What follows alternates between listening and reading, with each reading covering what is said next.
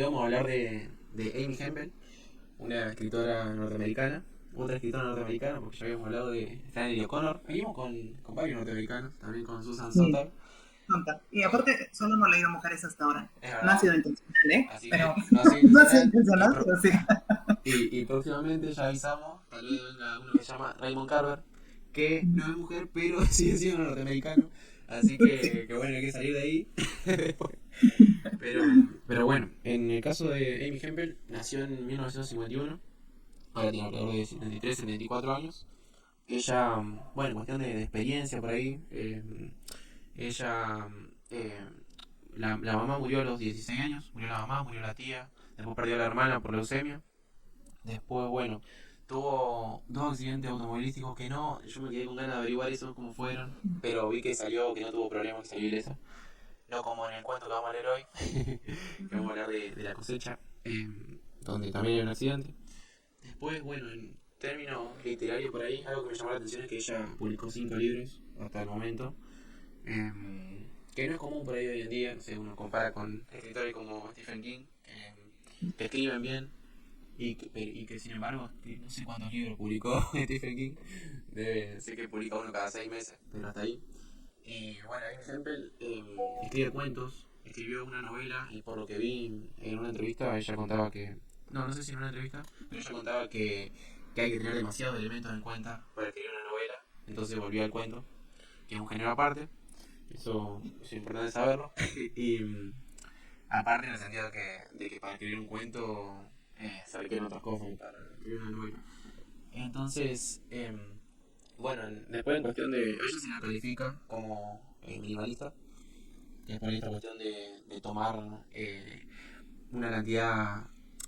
de expresar mucho con una cantidad mínima de elementos. Es como bueno, esto que hablábamos de que en el texto hay una cosa, pero uno se figura otras cosas que no están necesariamente ahí, pero sin embargo aparecen. Como por No ejemplo, son explícitas, por decirlo, pero se asumen. O claro, se se, asumen. sí. Como, claro, por ejemplo, por esto que decíamos de alguien que levanta una copa y llama al mozo en un bar. No, uno puede expresarlo así, llama al mozo y ya se figura el bar, ya se figura las mesas y todo esto. Em, y bueno, eso por un lado. Después, por ejemplo, estuve leyendo un ensayo que dedicó Chuck Palahniuk. No sé si lo ubicás también, es un escritor que bueno, lo usaron para el guión de El Club de la Pelea. Ah, sí. Esa peli. Y bueno, tiene un cuento espectacular que recomiendo aparte que se llama Las Tripas, que realmente te revuelve las tripas un poco. Y bueno, él en ese ensayo habla por ahí de algunas características de minimalismo, de Amy Hempel. Dice que es una escritora que él se la pasaría leyendo si tuviera más libros, porque por esta cuestión de que publicó 5 libros. Y, y bueno, aparte de eso, nosotros hoy elegimos tres cuentos, uno que se llama La cosecha, que es de los más conocidos de ella, Iglesia anula vaca, otro cortito y otro que se llama Y no nos dejes caer en la estación de Penn. Así que bueno, para empezar por algún lado, vamos a empezar hablando de La cosecha. ¿Qué te pareció ese cuento? ¿Qué impresiones? Pues así de primera impresión me pareció un cuento que leído así de corrido, primero no supe qué pensar, porque me sorprendió, era una autora que yo nunca había leído y además creo que no había leído mucho así, al menos que yo me haya dado cuenta, minimalista propiamente. Entonces fue algo nuevo para mí, pero me llamó mucho la atención de entrada, de primeras impresiones, el título. Cuando empecé a leer el cuento decía, ¿por qué se llama La cosecha? O sea, porque al leer el título uno se puede imaginar algo más, no sé, en el Claro. campo, una ¿Dónde están granja, los qué sé yo, tractores? ¿no? Sí, exactamente. Esto, bueno, como yo soy maestra, uno trabaja mucho este tipo de estrategia cuando hace animación de la lectura o prelectura, tomamos el título y vemos que, o sea, de qué se imaginan que trata la historia. Y seguramente si se hubiera hecho esto en un grupo, ¿no? De qué creen que trata la historia, pues alguien tal vez habría dicho, ¿no? Granjero, animales o campo, algo, ¿no? Sí. Y tiene una expectativa tal vez y resulta que aquí jamás me hubiera imaginado por qué se llamaba La cosecha hasta que llegué a donde a donde se origina el título, ¿no? Entonces, esto primero, ¿no? Fue como un preguntarme, ¿no? ¿Dónde vamos a descubrir por qué se llama la cosecha? A mí me pasó un poco eso. Eh, y lo primero que me hizo pensar fue sobre el cómo narramos un hecho. No me refiero literariamente hablando de que ella tiene una opción de su narrador y que juega contigo como lector, sino en el sentido de cómo la protagonista de la historia, que es la narradora, eh, va cambiando el cómo nos narra los hechos, también como cuestionándonos que si nos dimos por hecho esto, bueno, ahora nos dice otra cosa. Eh, y, y ya, ahora sí, literariamente la narradora juega contigo como lector, porque va jugando con tus suposiciones tal vez, o con lo que no habrías creído si no te lo hubiera dicho de esa manera. Y eso me hizo pensar también en el cómo narramos las cosas, ¿no? Porque creo que todos de alguna manera, cuando narramos algo a otra persona, consciente o inconscientemente, a veces cambiamos cómo narramos las cosas en función de, del resultado que queremos tener o del impacto que queremos tener, y podrías de alguna manera manipular tu narración de los hechos dependiendo de lo que quieres lograr Ujú. en una audiencia o en tus amigos si quieres impresionar, no sé. Me pareció interesante verlo desde ese punto de vista de cómo narramos los hechos. Y luego ya entrando a los detalles de la historia, esto que decías del minimalismo, un detalle en el que yo no había reparado en la primera lectura, sino hasta ayer que releí, fue en la parte de esta chica que tiene un accidente, que va con su pareja, pero que es un hombre más grande que ella, cuando le dice, bueno, tú estás bien o algo así, pero tu chamarra o tu chaqueta está llena de sangre, como ya no sirve. Ujú. Entonces, la primera vez no me había saltado tanto, pero esta segunda vez que lo leí dije así como, qué mal plan del hombre, ¿no? O sea, no está Sí. preguntándole a ella cómo estás, o sea, cómo te sientes, no, es como tu chamarra está llena de sangre, ¿no? Claro. Ese tipo de detalles que ya te indican como, o que te hacen pensar qué tipo de persona es o cómo es la relación que tiene ella con este hombre, y que después se va adentrando en la historia, ya cuando ella está en el hospital o cuando ella le pregunta que si el físico importa y él le dice que Ah, a que lo mejor al sí. principio no, pero Sí. después puede ser que sí, ¿no? O que la lesión o la herida que ella tuvo en una pierna es cosmética, pero en realidad ella quedó con una lesión que no le permitía arrodillarse, Ah, ¿no? me parece. Entonces, Está muy bueno. sí. Entonces creo que hay una serie de detalles ahí que indican como el tipo de relación que pudiera existir entre estos protagonistas, y que, y que te dejan una sensación, y que leí creo que de ese autor que tú comentas que escribió este ensayo sobre Amy Hemingway, de que en un buen cuento te tendrías que reír y luego te rompe el corazón, y que eso pasa mucho con Amy Hemingway. Y Sí. creo que sí, creo que tiene un humor muy ácido, lo comentamos una vez tú y yo, tiene un humor muy ácido, y a la vez te descoloca en algunos momentos de la historia. Sí. Y, Sí, sí, tal cual. y Y de hecho, este Chupanayuk hablaba de este detalle. Y claro, es como que dice, ella te muestra. No te dice que el tipo, esto lo dice textualmente él, no te dice que el tipo era un estúpido, simplemente te muestra su estupidez. Y te sí. dice, y esto que le dice él, le dice, vos estás bien, pero esos jeans están para tirar, le dice. Y es Ajá. como que sí, increíble el comentario que le hace. O, o también hay varias cuestiones así como en lugar de decirte la edad, cuando dice él, te dice el año en que aprendí a decir tal cosa en lugar de tal cosa. Y como que ya te da una idea de en qué edad se encontraba. Y, y bueno, eso tiene que ver por ahí con, no sé, tanto con el minimalismo directamente como con cómo contar algo, cómo mostrar algo en Sí. lugar de eso, por ahí objetivamente cierto para cualquier historia, por así decirlo. O bueno, hay momentos por ahí en que tal vez sea más conveniente decir el dato concreto y otra vez mostrarlo. No sé, depende por ahí lo que se está buscando. Pero bueno, por ahí algo característico de esta historia es esta cuestión de, por ahí el debate, a mí me llevaba a la pregunta de qué criterio por ahí es más, no sé si importante, qué criterio se toma para la verdad.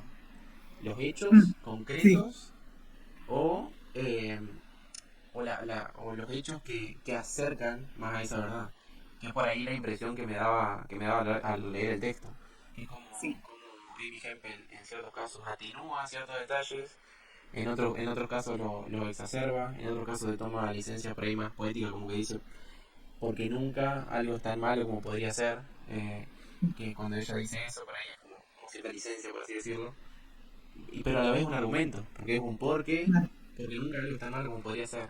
Entonces ella es como que se está defendiendo y dice, bueno, yo estos hechos los deformo un poco, pero para que lo comprendas. Es como que te dice, vos sí, lector, quiero que me comprendas lo que pasó, y por ejemplo, no te comento esto porque no me lo creería, porque ni yo me lo creería, dice en un momento, porque tantas casualidades por ahí hacen a la inverosimilitud. Entonces, por ahí yo me acordaba lo que decía García Márquez, que en periodismo, ¿viste? Esto de que en ciertas circunstancias hay cosas que se pueden modificar para hacer a la atmósfera. Y uno dice, mm, bueno, ¿hasta qué punto tiene que ver con la ética del periodista? ¿Hasta qué punto se aleja? Pero, pero bueno, en cierto punto uno lo entiende porque modifica hechos que no hacen, que no tienen que ver con la verdad de lo que se está narrando. claro, que Sino, no tiene que ver solo con los hechos, sino también con la vivencia de los hechos, ¿no? claro, sí, sí, Y que bueno, no sé, justo ahora que estás diciendo eso, me viene, porque tú y yo la hemos leído y comentado bastante, que no es, que no son cuentos, ahí no es ficción, pero cuando hemos leído a Alexeyevich, ¿no? O sea, claro, que ella le gustaba escuchar las narraciones de las personas y las escribe y que logra ver qué personas narran las cosas más genuinamente, por decirlo así.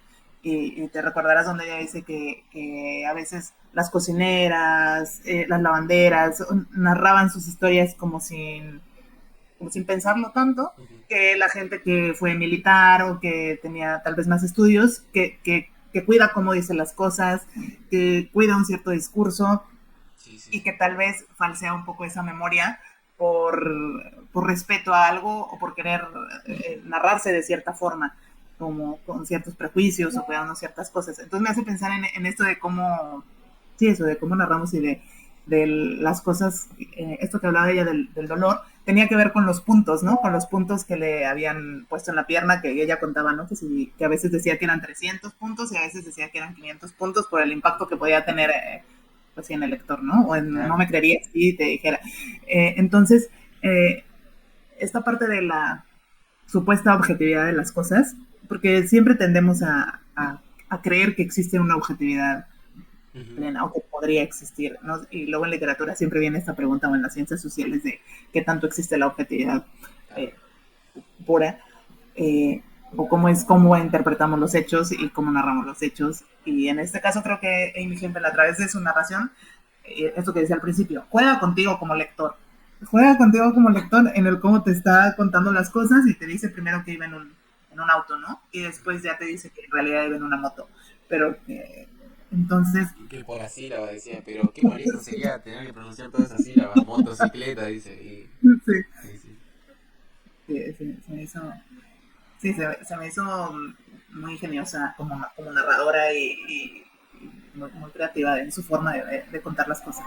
Sí, muy aguda, además porque cuando uno lee la parte de las explicaciones, de sus argumentos, uno dice, sí, es exactamente lo que pensé y no sé cómo lo pensé, pero Sí, tenés razón. Como cuando dice, como cuando dice que uno se imaginó que el hombre que la llevaba, como que estaba siendo infiel, o no me acuerdo si dice sí, algo así, y claro, uno se lo imagina por algún motivo, porque estaba yendo en el auto. sí. O Y la como diferencia de edades, la oh, diferencia de edades, sí, sí, sí. Pero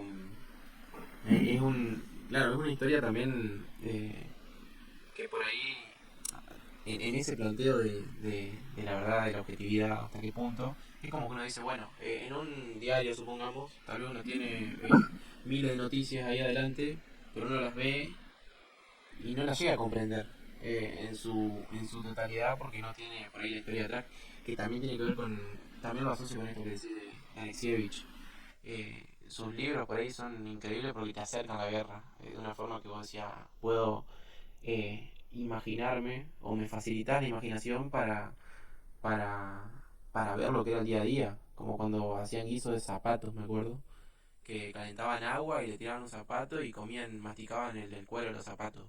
Es como algo que uno no se lo plantea si no, si, porque no se llega a imaginar el día a día, digamos, o esto de los Claro. tipos que se juntaban a la noche cuando tenían un minuto de paz a fumar un cigarrillo y que mientras uno estaba fumando los otros tres o cuatro se dormían del cansancio que tenían de no dormir por 70 horas, no sé. Eh, y que te lo dice, sí, sí. Y hasta que te tocaban el hombro te tocaba fumar de nuevo y después te dormías instantáneamente. Y que uno dice, wow, qué nivel de cansancio. O el médico que se había dormido operando, ese tipo de cosas. ¿Y cómo es? Bueno, acá pasa un poco eso. Por acá tengo anotado algo que me había, me había llamado la atención en estas explicaciones por ahí. Ah, bueno, esto del hombre, cuando dice, el hombre de una semana, el dueño de la motocicleta, no estaba casado. Pero al creer tú que tenía mujer, no tenía que hacer algo yo, no tenía que hacer algo yo. Y no me lo merecía, dice. Entonces, Claro, sí. es justamente lo que uno había imaginado por ahí. Eh, Y, ¿sabes algo que también, bueno, esto obviamente yo no lo pensé porque cuando lo estaba leyendo, pero viste la entrevista que te mandé, no sé si la escuchaste, esta que era de los en italiano. claro, escuché Es- una parte, sí, sí, sí. sí, bueno, estaban hablando sobre otro libro de ella, que la verdad no sé cómo sería, no sé si cómo esté traducido en español, pero en italiano era algo así como nadie es como el otro, sería como la traducción, pero la verdad no sé cuál sea el título original en inglés y tampoco sé cuál sea la traducción en español. Pero ella exponía una parte donde hablaba de sus personajes, que a lo mejor no es del libro de donde está la cosecha, pero creo que hay una continuidad a lo mejor en esto. Ujú. Pero ella hablaba de que sobre la vulnerabilidad en la vida, ¿no? Que todos somos vulnerables y ahora que comentan lo de, pues, si murió su mamá, su tía, si ella tuvo un accidente, o sea, todos de alguna manera en la vida hay Estamos momentos donde expuestos. uno siente esta vulnerabilidad, sea por un accidente, por una enfermedad o por algo externo, ¿no? Sí. Y algo que me llamó la atención es que ella hablaba de la vulnerabilidad, pero que en sus personajes, ella no le gustaba que sus personajes se vieran como víctimas, sino como personas que están pues enfrentando una situación y que descubren o están vulnerables, pero no son víctimas y no le gusta que se vivan como víctimas. Claro. Y pensaba justo en cómo esta narradora de este cuento, o sea, me cuadraba perfecto con la narradora de este cuento, que tiene un accidente, que el tipo es como súper eh, pues sí, no es una buena persona, pero ella nunca se está narrando como víctima. Ella está narrando los hechos y de una manera así aguda, ácida, pero nunca está entrando en un rol de victimización Claro, hacia en no hay relación juicio de con esto. valor. Nada, Claro. nada de juicios de valor. Ujú. Y que también era un elemento que en este ensayo, no sé si lo decía ahí, pero es que también escuché un comentario sobre este ensayo de, ¿cómo se llama? Choc Palahniuk, no sé Palahniuk. cómo se llama. Ajá. Palahniuk, de que también es un elemento del minimalismo, que no se hacen juicios de valor Sí, o adjetivos como era sí, feliz, estaba ahí, triste. y ahí donde te decía, claro, de la literatura en general, porque por ejemplo Chekhov ya lo dice en el siglo, creo que en el siglo anterior, pero es como de la literatura en general esta cuestión de no hacer juicio de valor, de solamente nombrar apariencias, eh, no sé si es la palabra correcta, pero bueno, de nombrar hechos. Sí. Claro, sí, y que justo en esos hechos, al no hacer estos juicios de valor, y claro, tú en ningún momento que estás leyendo esta historia te hace pensar en la chica como una perspectiva de victimización. Sí, a lo mejor como decir, pues ella fue la víctima en cuanto tuvo un accidente y en cuanto el tipo es mala onda, ¿no? Sí. Pero no, y justo alguien comentaba de que ahí más va a depender de ti como lector y que puedas decir, ay, pero qué tipo tan no sé qué, que conectes más con esta parte de tú como lector y que ya te estás enojando por la actitud del tipo, o bien que conectes más con él o con, pues sí, no pasa nada. Que depende más de tus juicios de valor, por decirlo así, como lector, el que puedas, cómo empatices con cada personaje o qué juicios hagas a través de la lectura. Claro, Pero la narradora nunca se posiciona desde una perspectiva de victimismo. es cierto, Bueno, sí, y a sí. mí me encanta, ese tema del victimismo porque creo que está muy presente en nuestra cultura. Ujú. El discurso, que por una parte nadie quiere ser la víctima, pero sí hay muchas narrativas victimizantes y revictimizantes. O sea, entonces me pareció súper interesante escuchar a la autora en esa perspectiva, que no le gusta que sus personajes se narren desde como víctimas. Y se me hizo muy interesante. Yo no lo habría deducido nada más de la lectura, pero al escuchárselo a ella como autora, que eso era un punto que ella también quería mostrar, me hizo releer, porque eso lo escuché antes de releer el cuento, y bueno, a lo mejor ya traía esta otra clave de lectura, pero me hizo mucho sentido.